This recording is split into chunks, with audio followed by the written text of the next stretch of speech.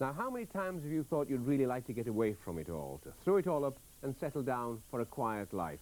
Well, that's exactly what Ken Calder did. He left a thriving business in swinging London to settle in rural southern Scotland. Fiona has been along to see him.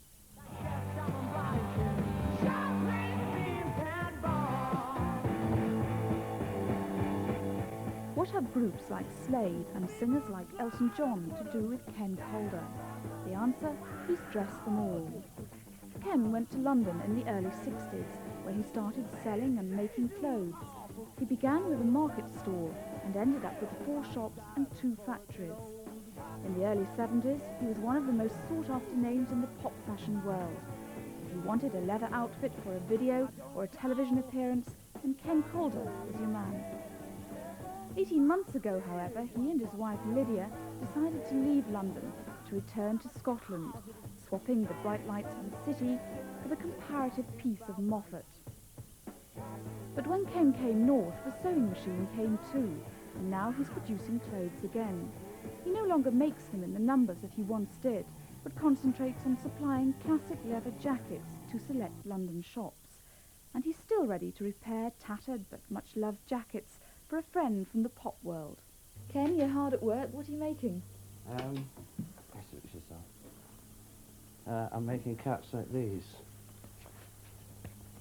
Where will they go eventually? This one's going to Kensington, to shop in Kensington High Street. And sell for quite a price, no doubt. 20 odd pound probably, yeah. Now, tell us how you got started in the clothing business in London.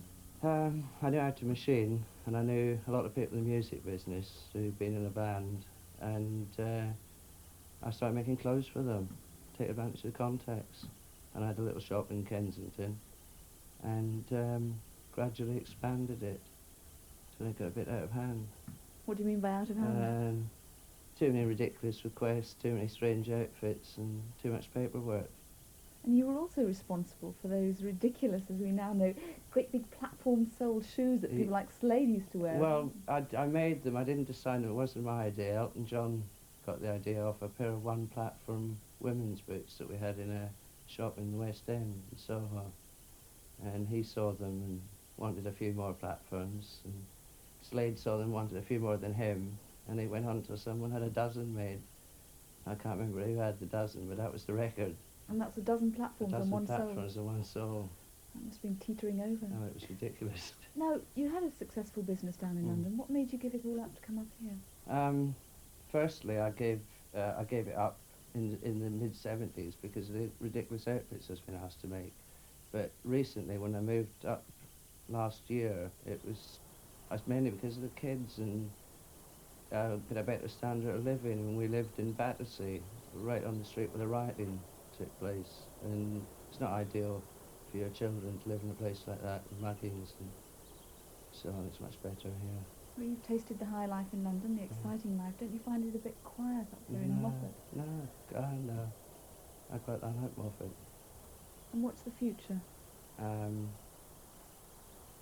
It's difficult to say.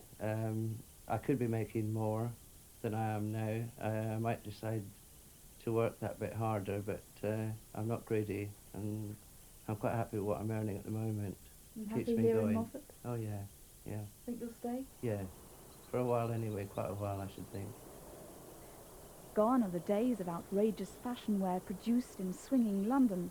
They've been swapped for the classic look, produced in quieter Moffat.